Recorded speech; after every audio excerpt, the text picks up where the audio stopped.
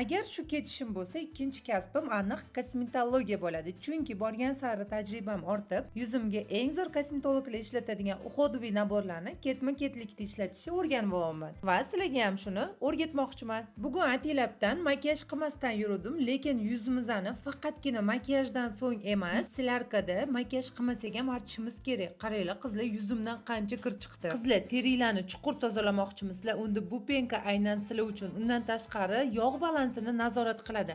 Makiyajdan qolgan qoldiqlarni yumshoq tarzda yuvib tashlaydi. Qizarish va yallig'lanishga moyil terilarni tinchlantiradi.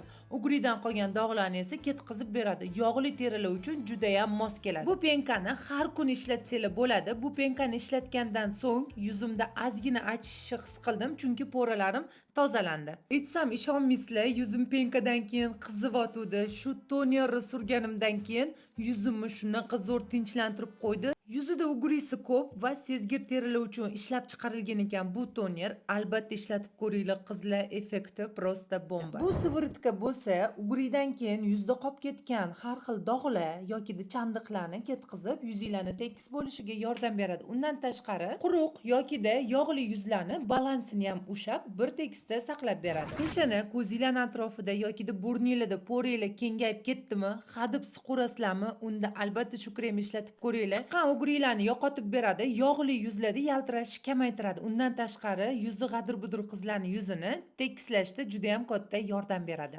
SPF ga esa gap bo'lishi mumkin emas. SPF yuzga faqat yozda quyoshda suradi deb kim aytdi? Qishda salqin havoda yuzinglar qurib, yorilib ketmasligi uchun ham SPF surilishini bilarmidinglar?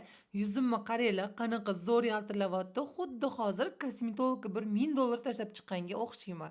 Sizlar qaranglar, yuzimni qanaqa tarrem bo'lib qoldi. Qora tochkalarim ham yo'q, poram ham yo'q. Как будто hozir chiska qilib chiqqanga o'xshayman. Xullas, qizlarjonlar, bilasizlar, men 40 kiloga ozganman, lekin yuzim osilib ketmagan. Yuzimga hech qanaqa nit qildirmaganman yoki yuzimni hech qayerda gel yo'q. Buning uchun agar yuzingizga to'g'ri uhud tanlasanglar, yuzinglarni tabiiy yo'l bilan ham shunaqa yosh saqlab tursanglar bo'ladi. Xo'p, Glowy Beauty Shoppingni xohlasanglar Seoul Moondagi, xohlasanglar Parking Mall'dagi filiallardan borib olsanglar bo'ladi yoki Yandex Market orqali ham zakaz qilsanglar bo'ladi. Kosmetikalar haqida to'liqroq ma'lumotga va narxlarni bilmoqchi bo'lsanglar, profil qoldiraman. Kirib bemalol direktga yozsanglar sizlarga javob berishadi. Lekin qizlar, от души tavsiya qilaman. Mana o'zim ham ishlatyapman. Bu effekti realni bomba qizlar. Mashina olasizlar, bitta mash setda olasizlar. Ishoninglar, 2 yil yuzingizga boshqa uhuduviy olmaysizlar.